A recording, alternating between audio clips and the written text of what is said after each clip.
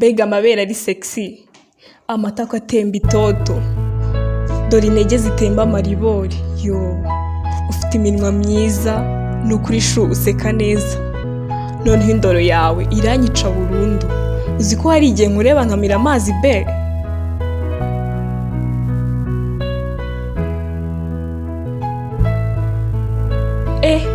Mama yangu, ariko se muko umusore ukubwira amagambo nkayo wowe umubona ute? Ese wowe witeguye gute kubana nawe sheri? Yego ni byiza ko watanze umwanya wawe bakagutereta kuko niyo myaka ugezemo, ariko se ku myaka ufite n'ubwenge ufite urishuwa ko umuntu uza kugutereta ngo muzabana aza kubwira amagambo nkayo ngayo?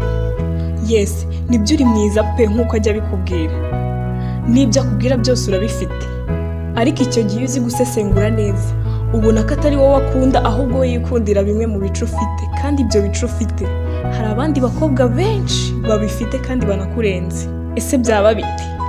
Bivuze ko n'ubundi igihe icyo ari cyo cyose uwo yagusiga akajya gushaka abandi bafite n'ubundi bya bice akunda, bya bindi akubwira ko agukundira. My sister, uko uteye n'uko ugaragara ntibigatume uva mu murongo ngo urangize inzozi zawe muvandi. Genda ukora iperereza, hanyuma ntusanga papa wawe hari ijambo yabwiye mama wawe riri muri ayo ngayo yirirwa kubwira, uwo musore ntazagucike.